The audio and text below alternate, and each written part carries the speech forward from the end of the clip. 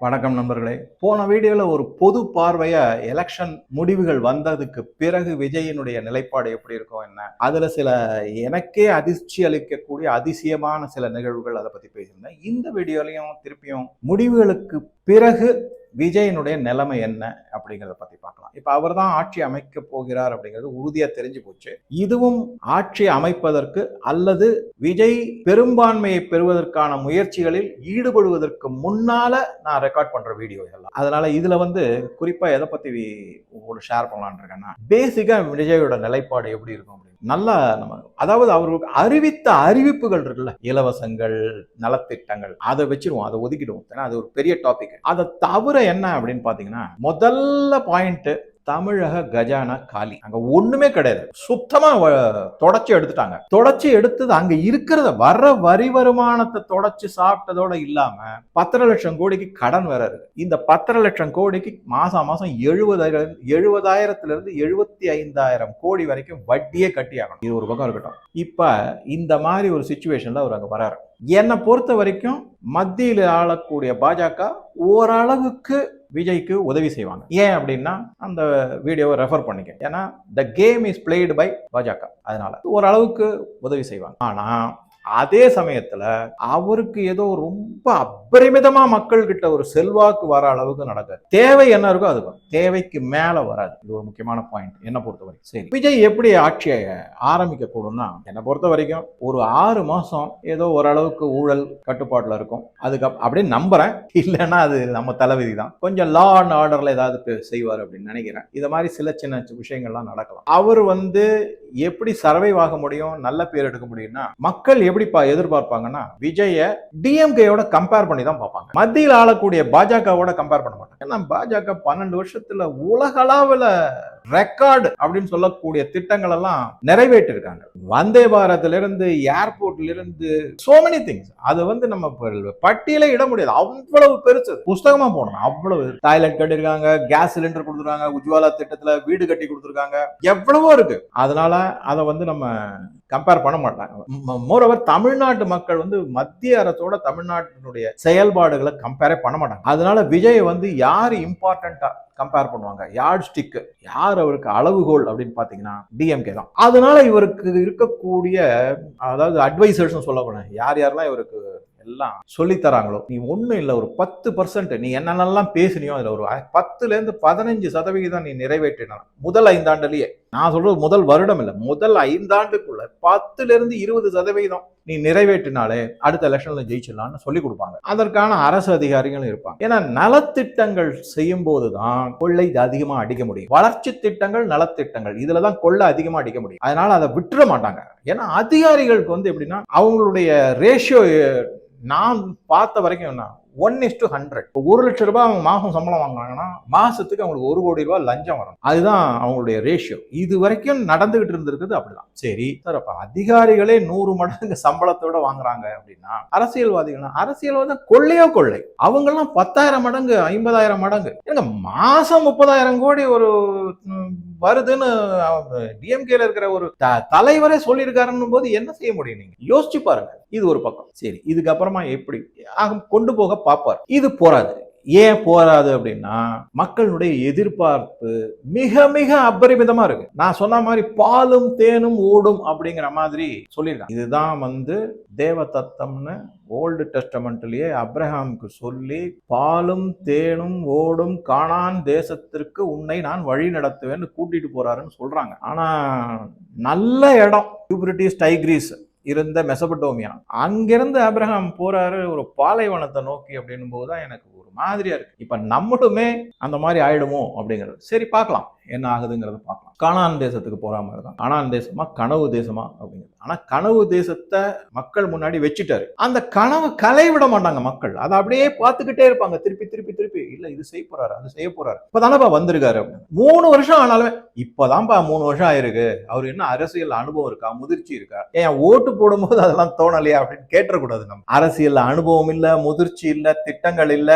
செயல்பாடுகள் இல்ல, அனுபவம் இல்ல அப்படிங்கிறத கேட்டுடக்கூடாது. ஆனா மக்கள் இத சபகட்டு சொல்ல, ஏன்னா தான் தேர்ந்தெடுத்த தலைவரை குறை சொல்லக்கூடாது. அந்த மனப்பான்மைய உளவியல் ரீதியாகவும் விதைக்கப்பட்டது. அவரும் அதே மாதிரிதான் சொல்லுவார். எதுக்கு எடுத்தாலும் டிஎம்கே தான் குறை சொல்ல போறாரு. பணம் இல்லைன்னு லூட் பண்ணிட்டாங்கன்னு. அதுக்கு அடுத்ததா டிஎம்கே எந்தெந்த மாதிரி எல்லாம் செஞ்சதோ அதை செய்வார். என்னென்ன, மத்திய அரசை குறை சொல்லிட்டு, மத்திய அரசு நிதி தரல, நமக்கு தமிழ்நாட்டுக்கு உரிய உரிமை பங்கு தரல, இப்படி எல்லாம் கதை கட்டி மக்களை திசை திருப்பி. ஏன்னா அவர் போட்டிருக்க திட்டங்கள் அந்த மாதிரி. இது ஒண்ணு செய்யணும். இதுவுமே பிளே புக் தான். மத்திய அரசை சாடுற மாதிரி அகேன்ஸ்ட் மத்திய அரசு எதிராகவே நீ எல்லாத்தையும் பேசணும், எதிராகவே நீ எல்லாம் செயல்படணும் அப்படின்னு கிளியர் இன்ஸ்ட்ரக்ஷன். அப்பதான் நீ மக்களை கவர முடியும். அப்பதான் காங்கிரஸும் கூட இருக்கும், அப்பதான் கம்யூனிஸ்ட் இருப்பாங்க. சரி, இவங்க எல்லாம் கூட இருக்க மாதிரி என்ன பண்ணுவாங்க, இவர் ஏதோ ஏனோதானோன்னு மத்திய அரசு சாடுறதோ இது பண்றதோ இருக்காது. கடுமையான நடவடிக்கையில் ஈடுபட சொல்லி, அதாவது போராட்டங்கள் நடத்துறது, மத்திய அரசுக்கு எதிராக போராட்டம். ஒரு நல்ல விஷயம் கவனிங்க,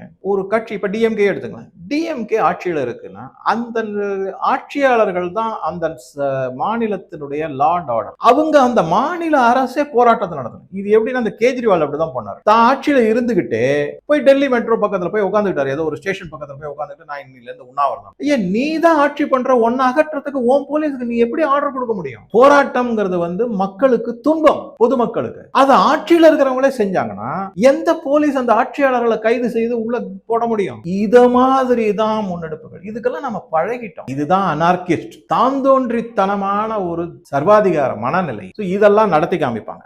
ஒன்னொன்னா பாயிண்ட் பார்த்தோம். மூன்றாவதா எனக்கு என்ன தோணுதுன்னா, இந்த மிஷனரிஸ் இவங்க கொஞ்சம் கொஞ்சமா முதல்ல ஆரம்ப காலத்துல ஆல்ரெடி பேச ஆரம்பிச்சிட்டாங்க. எங்க ஆள் வந்தாச்சுன்னு பல பாதிரியார்கள் பதிவுலாம் போட்டிருக்காங்க. நான் வேணா அதை உங்களுக்கு காமிக்கிறேன். எங்க ஆள் வந்தாச்சு, இன்னுமே கவலையே இல்லை அப்படிங்கிற மாதிரிலாம் பேச.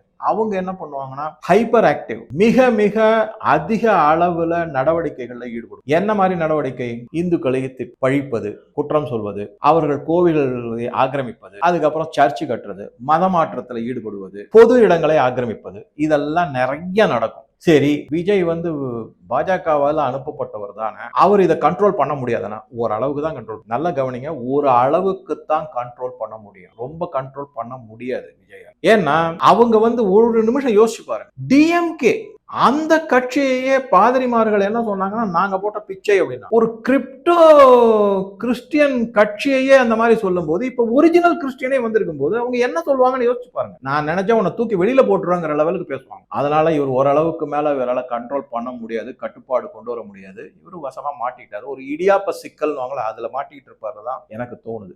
சரி, அப்ப என்ன ஆகும் அப்படின்னா, ஒரு ஸ்டேஜ்ல அவரை பிரெயின் வாஷ் பண்ண ஆரம்பிப்பாங்க. நீ பாஜகவுக்காக பயந்தெல்லாம் எதுவும் அவங்களுக்கு தெரியாது. பாஜக தான் இவங்க அனுப்பி வச்சாங்க, இவரை தான் ப்ரொமோட் பண்ணியிருக்காங்க, இவர் ஆட்சிக்கு வந்ததே அதனுடைய நடவடிக்கை மூலமா தான் அப்படின்னு. ஆனா அவங்க என்ன நினைப்பாங்கன்னா, நீ பாஜகவுக்கு பயப்படாத, மத்திய அரசுக்கு இன்னும் எதிர்த்து செயல்படு, நாங்க இருக்கோம் பாத்துக்கிறோம். இதை தவிர வெளிநாட்டில இருந்து பண உதவிகள் வரும், அதனுடைய ஆதரவுகள் வரும். இருக்கவே இருக்காரு இப்ப ராகுல் காந்தி. ஒருவேளை விஜய் கூட சேர்ந்தா ரெண்டு பேரும் சேர்ந்து வெளிநாட்டுக்கு போயிட்டு ஏதாவது டூல் கிட்ட கொண்டு வருவாங்க. வளர்ச்சி திட்டங்கள்லாம் வருவதற்கான வாய்ப்பு மிக மிக குறைவு. அவுட்டுன்னு நினைச்சுக்கோங்க. அநேகமா 0 வளர்ச்சி தான் இருக்கும்ன்றது என்னுடைய நம்பிக்கை. இதுக்கு அப்புறமா என்னன்னா, இவர் கூட இருக்கிறவங்களை பத்தி பேசணும்னாக்க, ஒரு ஐஆர்எஸ் ஆபீசர், நான் ஏற்கனவே சொன்ன மாதிரி 500 கோடி ஊழலை 50 கோடியா மாத்தினதுனாலதான் அவருக்கு சீட்டு கொடுத்து அவர் ஜெயிச்சும் வந்திருக்காரு. இப்ப அவர் முக்கிய பங்கு வகிப்பார், மந்திரியாகவும் ஆவார். ஏற்கனவே நான் என்னுடைய அனுமானம் என்னன்னா, அவரும் மற்ற இன்னொரு அதாவது இந்த லாட்ரி ஆதவ் அர்ஜுனா இவங்க எல்லாம் ஒன்னா சேர்ந்துதான் எந்தெந்த மாதிரி கட்டமைப்புகள், யார் யாரெல்லாம் தங்களுக்கு தேவையான அதிகாரிகள், இதையெல்லாம் அவங்க தான் டிசைட் பண்ணுவாங்க. நல்லா யோசிச்சு பாருங்க, இந்த லாட்ரி மார்டின் குடும்பத்துல இருந்து 3 பேர் எம்எல்ஏ இருக்காங்க, 3 டிஃபரெண்ட் கட்சியில. லீனா ரோஸ் மார்டின்ங்கிறவங்க சாந்தியாகோ மார்டினுடைய மனைவி, ஏடிஎம்கேல லாலுகுடியில இருந்து அவங்க எம்எல்ஏ ஆயிருக்காங்க. பணம் தண்ணியா செலவழிச்சிருக்காங்கன்னு கேள்விப்பட்டேன் நான். அடுத்தது ஆதவ் அர்ஜுனா, அவர் தாவைக்கா இங்க வில்லிவாக்கத்துல இங்க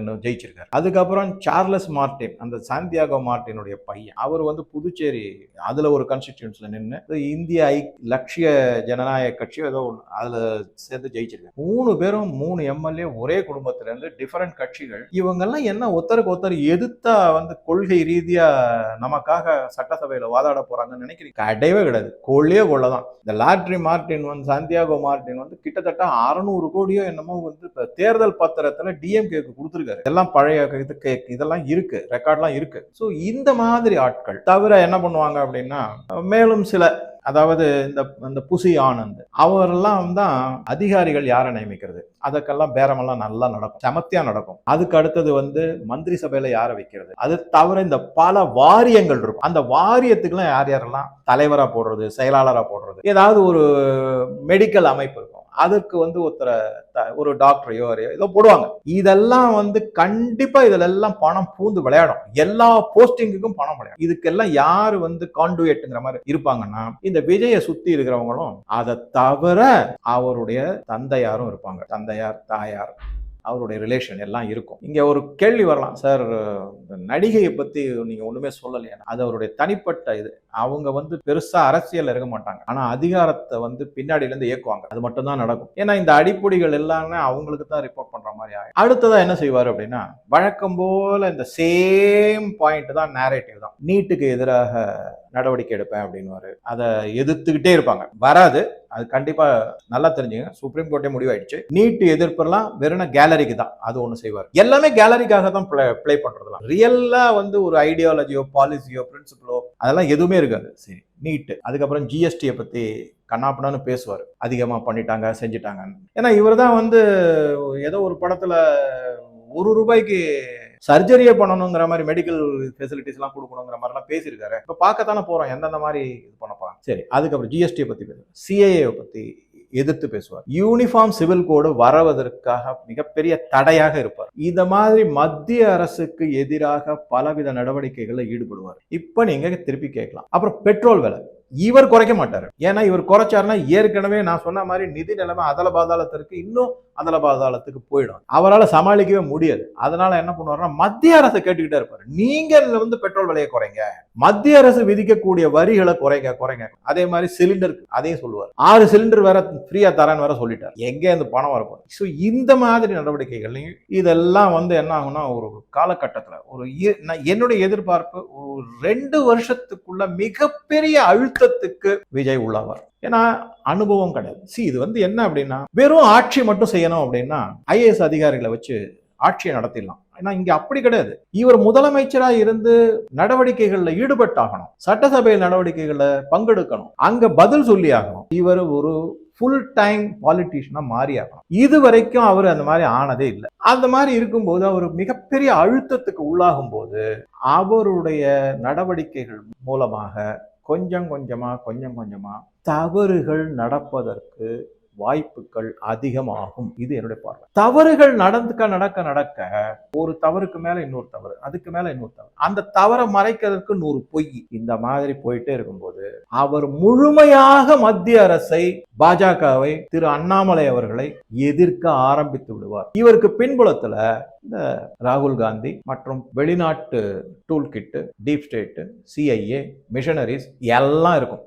இதுதான் நான் எதிர்பார்ப்பது, என்னுடைய கணிப்பு. இந்த மாதிரி வரும் அப்படிங்கிறது தான் என்னுடைய கணிப்பு. இந்த மாதிரி ஒரு காலகட்டத்துல தான் கொஞ்சம் கொஞ்சமா மக்கள் என்ன செய்வாங்கன்னா, அவர்களுடைய எதிர்பார்ப்பு அப்படிங்கிறது எவரெஸ்ட் சிகரத்துல இருக்க மாதிரி வச்சிருக்காங்க. அது அங்கேருந்து கொஞ்சம் கொஞ்சமா இறங்கி ஏதோ ஒரு கொல்லிமலை லெவலுக்கு வரும்.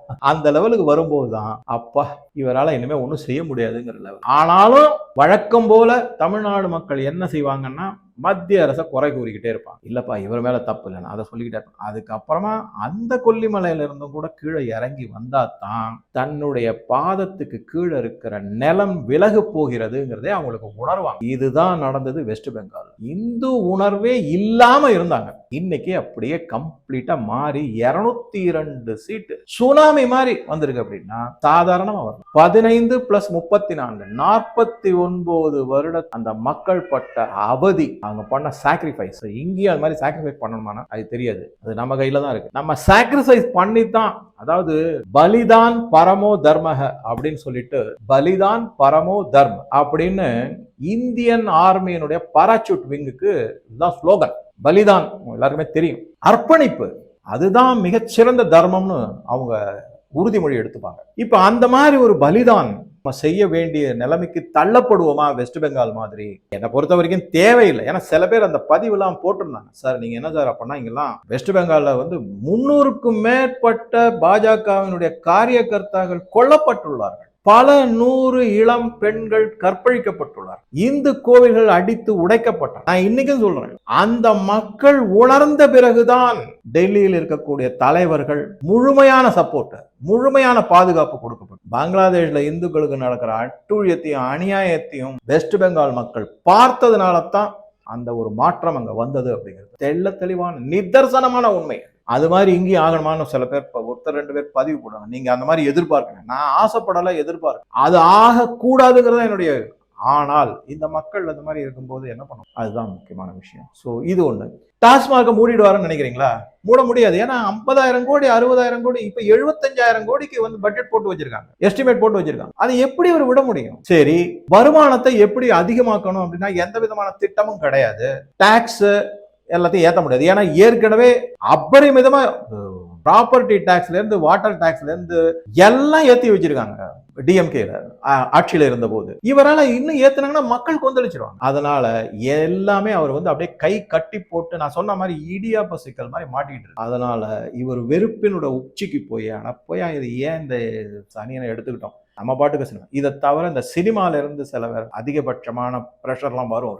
அந்த மாதிரி வந்துன்னா அதை விட சினிமா உலகம் அப்படிங்கிறதே பித்தலாட்டம் அதிகமாக இருக்கக்கூடிய உலகம். அங்க வந்து கருப்பு பணம் வெகு சர்வசாதாரணமாக புழங்கக்கூடிய, தகாத செயல்கள் மிக அதிக அளவுல நடக்கக்கூடிய. இவரும் சரி, இவருக்கு யாரு இப்ப க்ளோஸா இருக்காங்களோ பல பேர் வந்து இவர் தந்தையார் சினிமா, இவருக்கு இருக்கக்கூடிய இப்ப க்ளோஸ் ஃப்ரெண்டு, அவங்களும் சினிமா துறையை சேர்ந்தவங்க. இந்த சினிமா துறை வேற இன்னும் அவருக்கு வந்து பலவிதமான அழுத்தத்தை தான் கொடுக்கும். எந்த தீர்வும் பெருசா வந்துட போறது கிடையாது. இதெல்லாம் ஒரு பக்கம் இருக்கும்போது பதவி ஒரு தரம் அமர்ந்துட்டா அரசியல்ல வந்து அது வந்து ஒரு ட்ராப், ஹனி ட்ராப் மாதிரின்னு வச்சுக்கோங்களேன். ஹனி ட்ராப் கிடையாது, பட் இருந்தாலும் சொல்றேன் நான். அந்த பதவியில மார்க்காலில ஒரு தடவை உட்காந்துட்டா அதீத போதை தரும் இடம். அதன் மூலமாக என்னென்ன வரும்? போதை ஃபர்ஸ்ட். அதன் மூலமாக தலகம், பொறுப்பின்மை, அகங்காரம் எல்லாம் வரும். அப்ப வந்து தாந்தோணித்தனமா மிக கேவலமாக நடந்து கொள்ளக்கூடிய சூழ்நிலை உருவாகும். எல்லாரையும் எடுத்தெறிஞ்சு பேசுறது, யாரையும் மதிக்கிறது கிடையாது, யாருக்கும் ஒரு மரியாதை கொடுக்கறது கிடையாது, மத்திய அரசோட இணக்கமா போகணும் அப்படிங்கிறது இருக்காது. இதெல்லாம் சாத்தியக்கூறுகள்.